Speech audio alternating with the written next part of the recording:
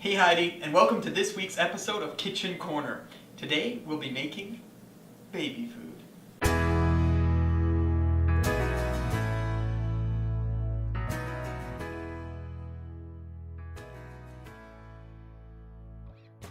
You'll need Brussels sprouts, carrots, total cereal, a measuring cup with water, a blender, and a pot of boiling water.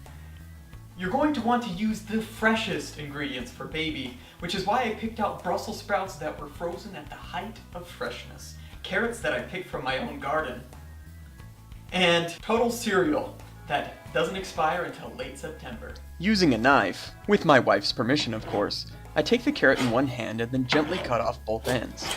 Then, using a rolling action, I cut the carrots into small, more digestible pieces. Just cut them with this nice rolling motion. Watch those fingers.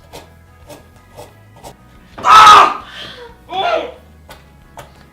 After a quick break, I cut some more carrots using the same knife. Before I get too far along with the carrots, I like to soften up the total by adding a little bit of water. This will get it nice and ready for baby. Lifting up the measuring cup with one hand, I pour the water over the cereal in a circular motion.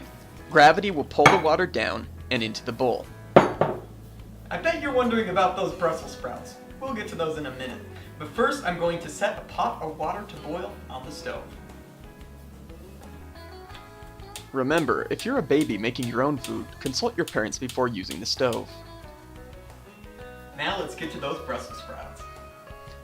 Brussels sprouts are hard to measure out, which is why I only use my best stainless steel 1/2 cup measuring cup. Taking the measuring cup in my right hand, I fill it up to capacity. This is generally around 2 or 3 Brussels sprouts. Now it's time to add the ingredients to the boiling water.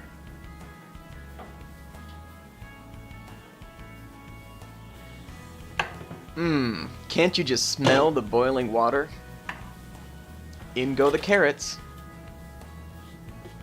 Then, the Brussels sprouts. You can add a few more to taste. The total is just about ready. Giving the deteriorated cereal a few stirs in a counterclockwise direction, I check to see if the consistency is just right. Now setting the spoon aside, I dig in with my hands. I pay special attention so that my bandage doesn't get wet. Then, using my right hand as a sort of sifter and my left as a scooper, I drain the water from the cereal and place the mush on a cutting board. Now, with a napkin, I gently sponge away the excess water. Those vegetables are just about ready. Now I'm going to get the blender ready to add all of the ingredients. You can also use a food processor or a juicer. Now comes the balancing act. Using my left hand, I lift up the cutting board. Then, juggling picking up a knife while simultaneously holding aloft the cutting board, I carefully scrape the mush into the blender. After thoroughly straining the vegetables, I add them, too, to the blender. Time to turn the blender on.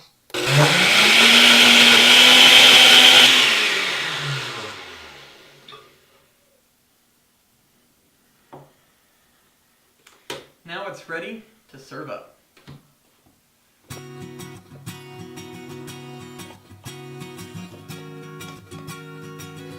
Using a spatula, a spoonula, or a rubber spatula, I carefully scrape the blended plant material into a bowl, discarding any chunks.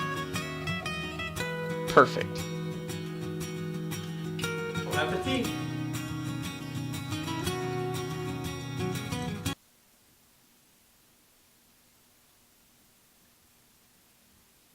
Good. Really good.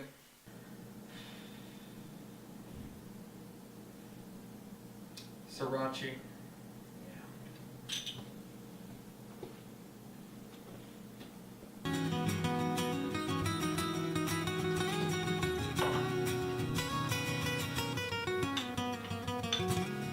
Bon appetit.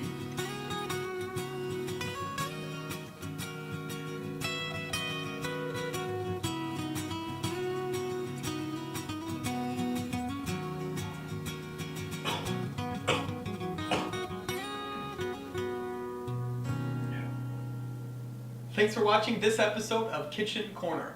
Join us next week when we'll be making rutabaga patties.